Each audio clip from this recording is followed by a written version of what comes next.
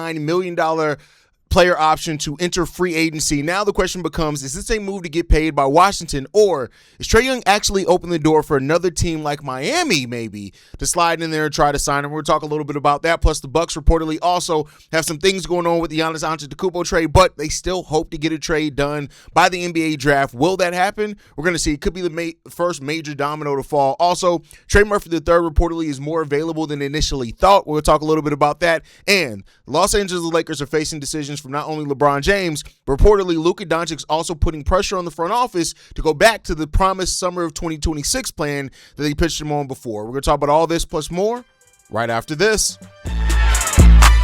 Welcome to the number one place for your daily basketball news and analysis, NBA Central.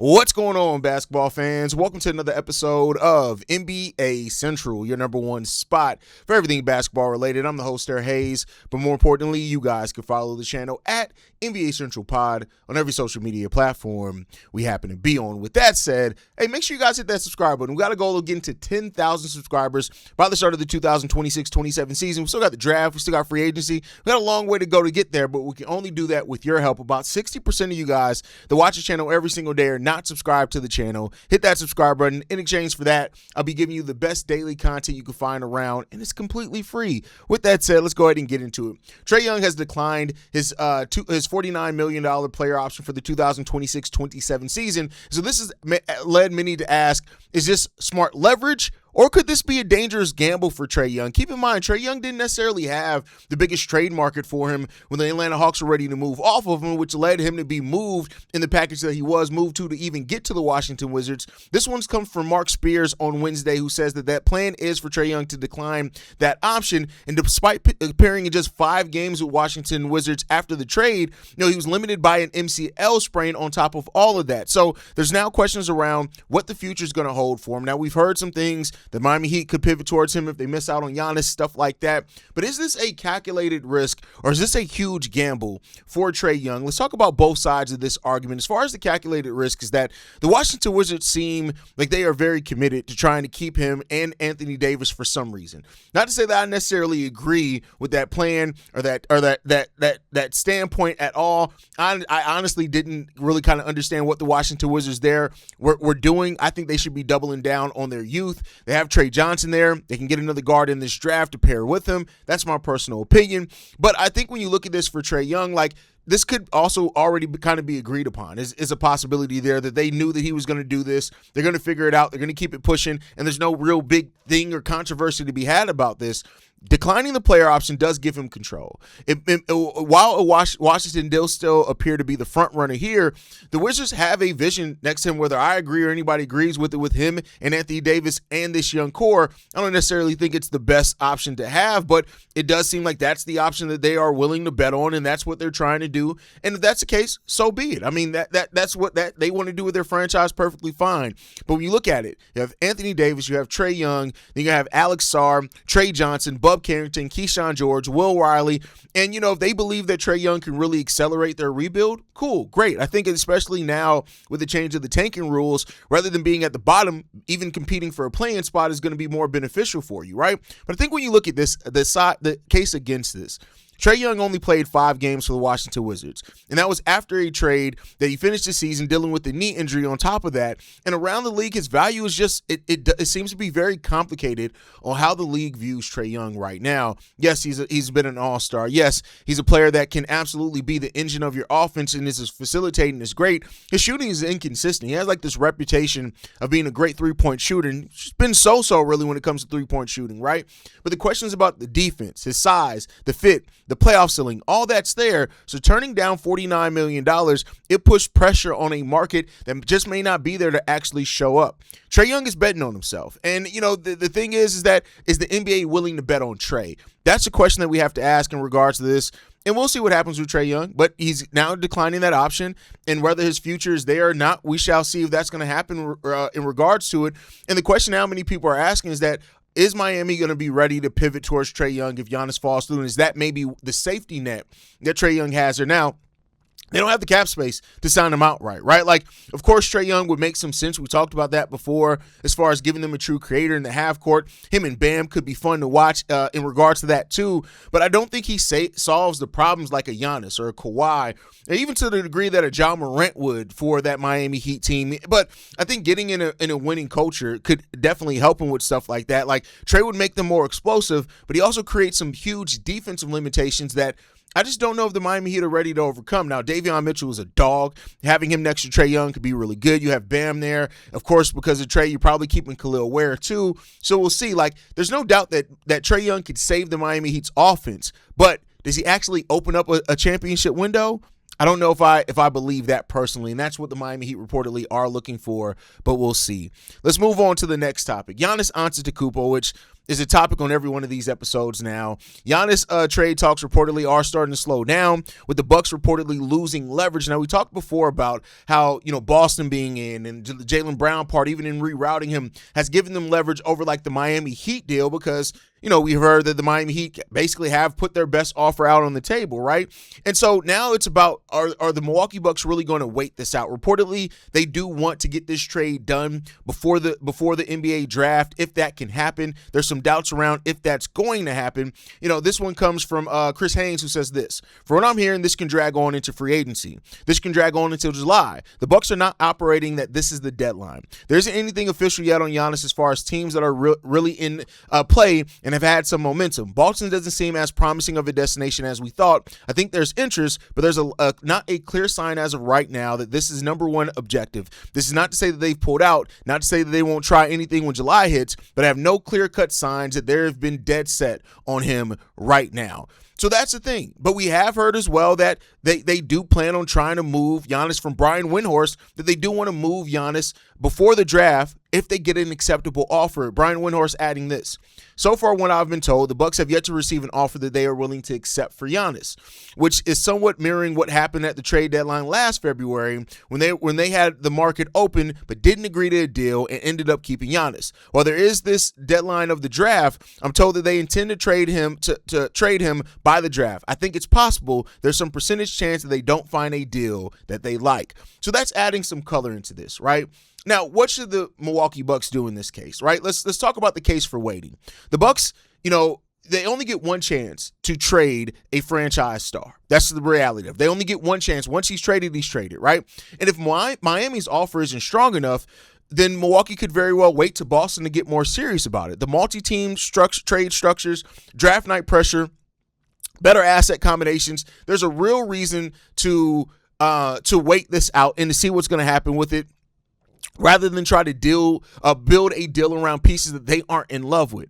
But when you look at it, the longer this draws out, the messier it gets. You also have the chance that the worse that once you get past the draft, those draft assets are gone, right? And then at that point, yeah, you can still get the picks, but they're not going to be as deep in this draft. We heard that the Milwaukee Bucks, would like to have as many as 3 first-round picks in the 2026 draft. If you have 3 first-round picks in 2027, that draft isn't projected to be as deep. It doesn't mean that there can't be stars and really good players to come out of it, but with the depth in this draft and the fact that it's something tangible now, you're seeing these players now, you can work out these players now. I think that that's the thing that you may want to push all in now, right? Of course, your draft picks become harder to control after the draft.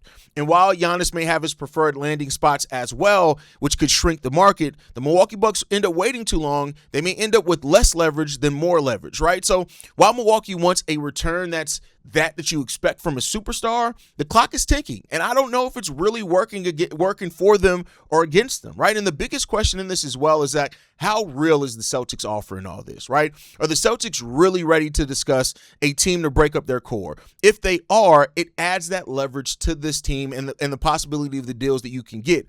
If not, then you have to look at this and ask yourself, like, what are you really doing here? So the Boston part of this, whether it's smoke or whether it's something serious, plays a huge role into the leverage that the Milwaukee Bucks have in this. Because if the Celtics really, really are interested in Giannis, and let's say they are willing to include Jaylen Brown in a 3-team trade that reroutes him somewhere else and gets the Milwaukee Bucks even more picks, that's great. But if Boston is hesitating on breaking up its identity, which it would do by trading Jaylen Brown, then I think, look at the spacing, the lineup structure, all that it gives up, the salary that you have to commit to Giannis on the extension.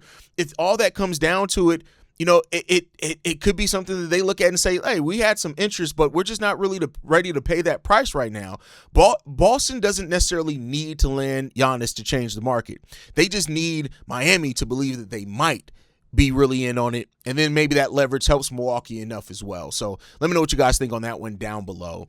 With that said, let's move into the next topic. Trey Murphy III reportedly is more available than many people had initially thought, right?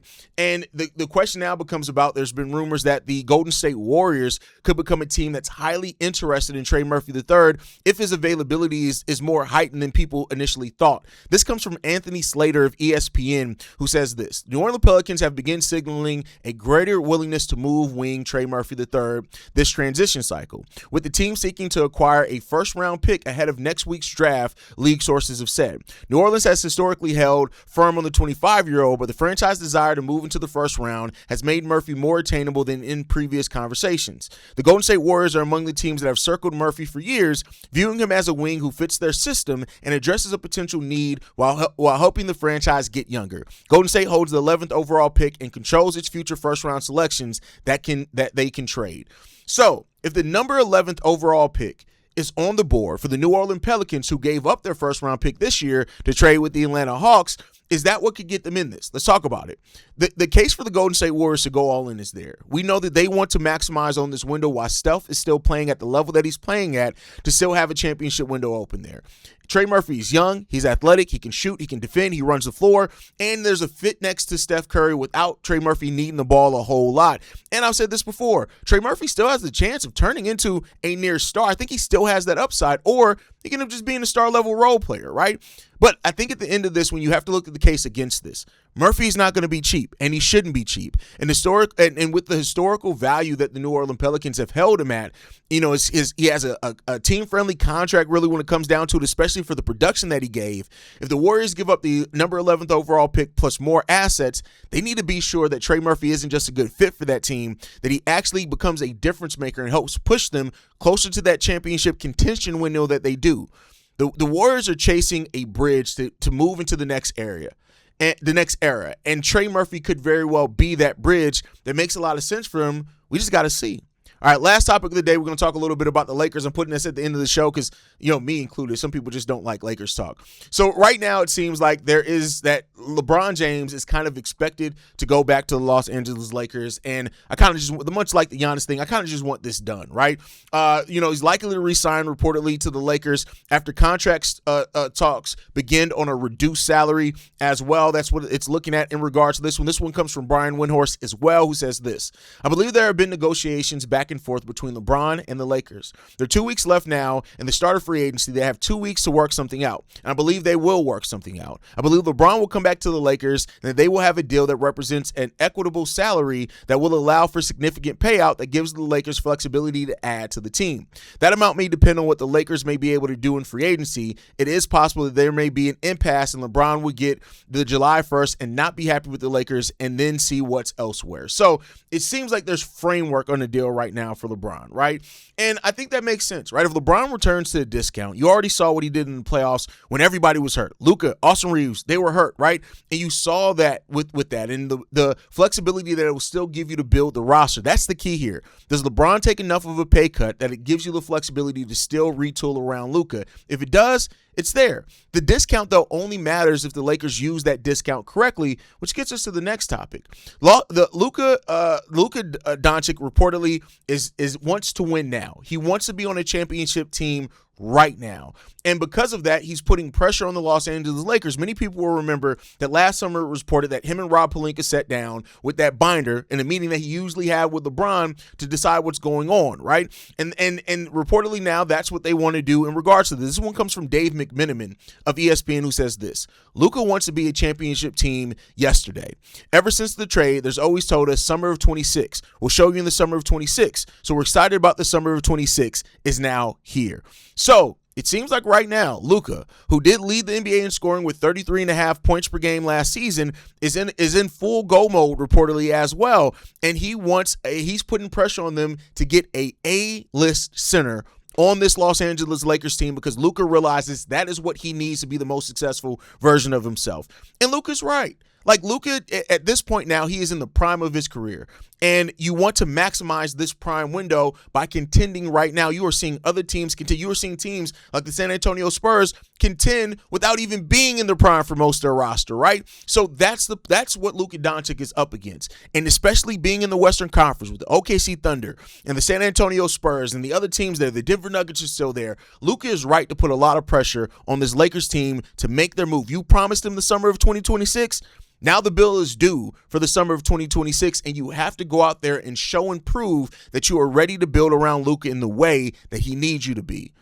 And that's the question that we have here. Luka is not necessarily asking for luxury. He's asking for the thing that the Lakers have prioritized and told him that they would prioritize this summer since the day that they traded for him. Now, like I said, the bill has become due, and the Lakers have to pay that bill or risk getting a disgruntled Luka Doncic here, and I doubt the Lakers really want to do that.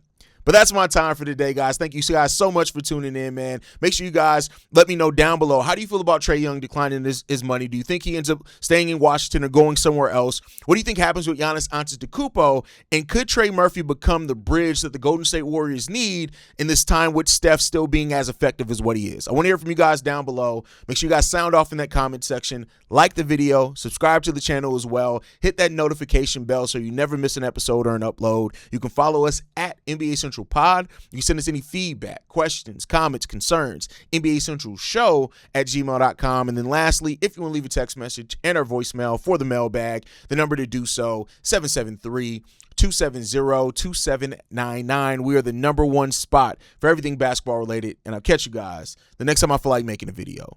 Probably tomorrow. Peace, y'all. Been a presentation of the Breaks Media.